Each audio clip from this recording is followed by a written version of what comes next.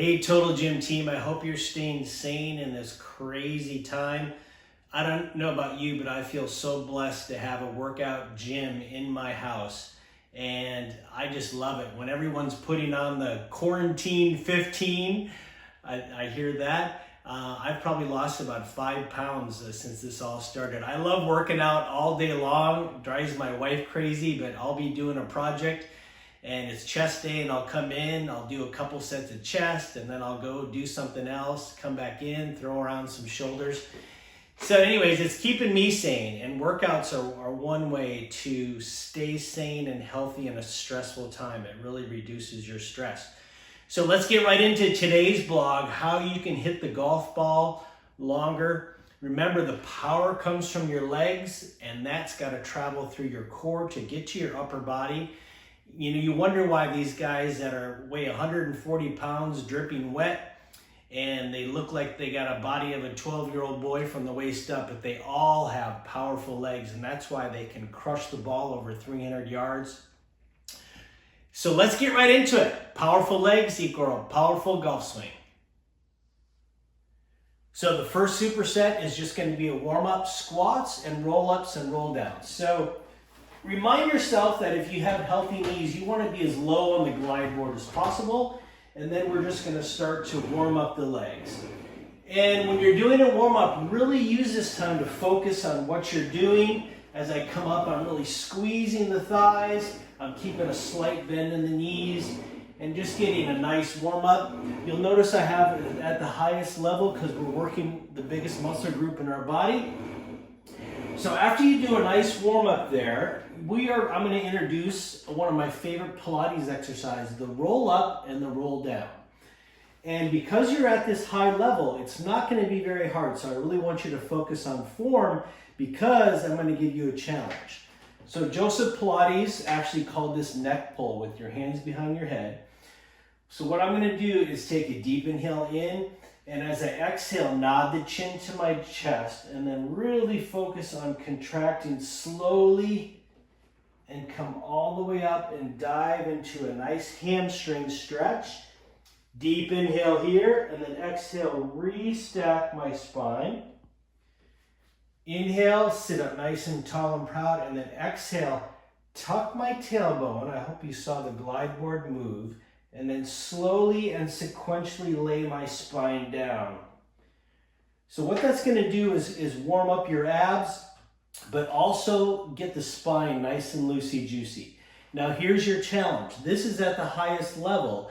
I want you to, after you practice here, getting the form down on the roll up and the roll down, is start to take the Total Gym down, down, down, down. See how low you can go and perform 10 of those with perfect form.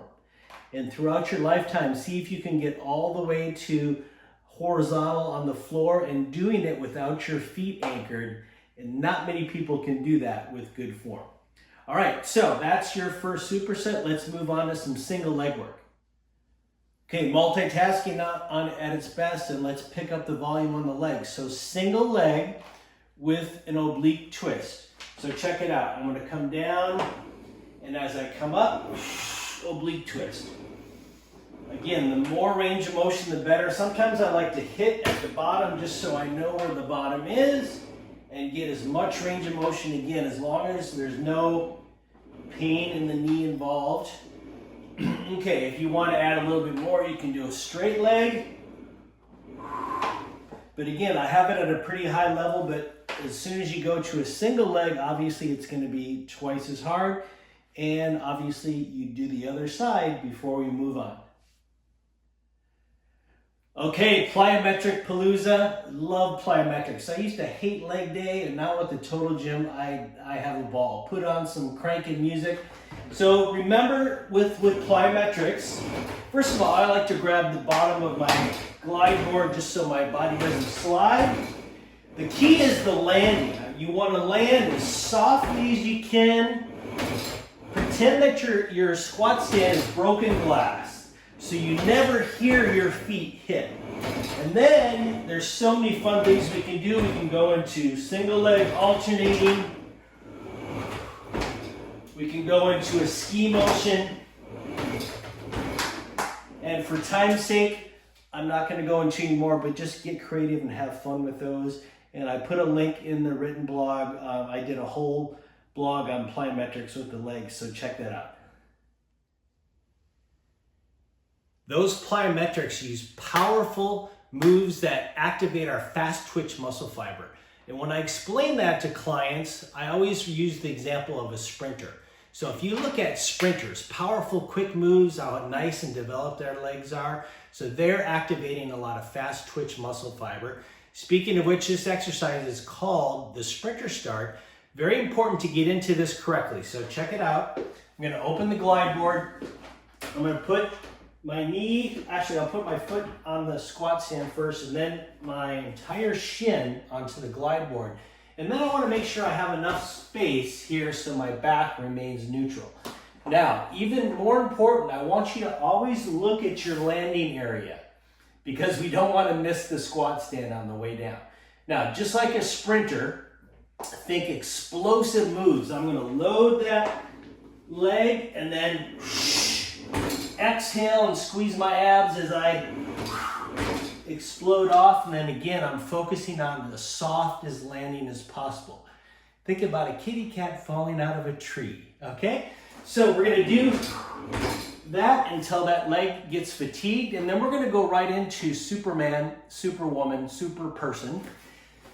So I'm going to put my chin right above the glide board. A lot of different levels here, so I'll just go through it quickly. Really important that you pretend you have a book on the back of your head. If you pick your head up, no bueno, the book's gonna fall off. So think about extension from the crown of your head towards the tower. Okay, so this would be a level 1. I'm really focusing on squeezing the glutes and my low back. Level 2 would just be to take the arms out, or level 3 would be to go into the full super person. And then that's a superset. Then I would go right back into the other leg and then back into the next set of super person. Remember that your core is just not those muscles you can see in the mirror. Equally, if not more important, is the muscles on your back as far as part of your core. So we've worked the front core, the back core, and now we're gonna work into obliques, which are critical in your golf swing. And the stronger and more flexible these guys are, the more club head speed you're gonna generate, the more distance. So I like to do this dynamically, anchor in. I like to grab the handle from the back so I get more twisting range of motion. Anchor in, and then I'm gonna kneel with as much as my shin on the glide board as possible. And then I'm going to grab both handles. This is really important to use your obliques and not just your upper body and shoulders. You're going to create a triangle with your sternum, your chin, and your thumbs. And then we're going to take a deep inhale in, exhale, twist and shout. And as you can see, I'm keeping that whole spine moving, not just the shoulders. So to make it into a dynamic oblique twist, I'm going to sit down. And then exhale, twist. Twist as far one direction as I can, and twist as far as I can on the other direction. And then again, you can do different ranges of motion. We used to call that the wood chopper. So there are some great golf exercises for you. And this is the perfect time, everyone, to really get honed in your golf game. The PGA is going to start up again in June. I'm so excited to see live sports on television. So I'd love to hear your comments and questions. And until next time, hit them straight. Lastly, after you develop all that power on your total gym, the other key to hitting the ball long is flexibility and range of motion. So I put together an awesome program, I think. You actually learn this with the DVD in your house, but it's actually done with this little booklet on the course. It's got a great 10 exercise warm-up that'll get you maximum club head speed off the first tee. So I have the link to it. You can find it on Amazon, Core Golf Fitness. Check it out.